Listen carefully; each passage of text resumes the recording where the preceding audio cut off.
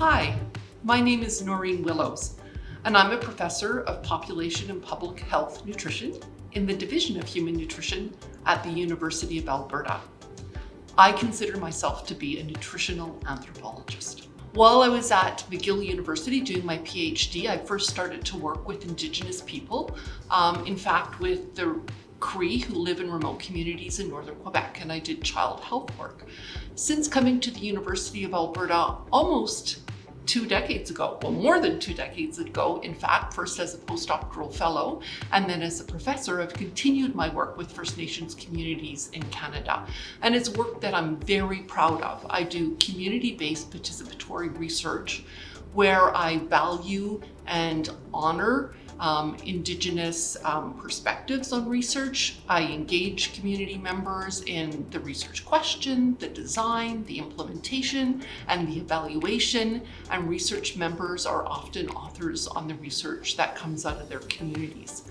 And I now have written several articles on the ethics of doing research in Indigenous communities. So in addition to that research, I've also done studies to examine why college and university students are food insecure. Food insecurity is when people do not have access to sufficient food or to healthy and culturally appropriate foods.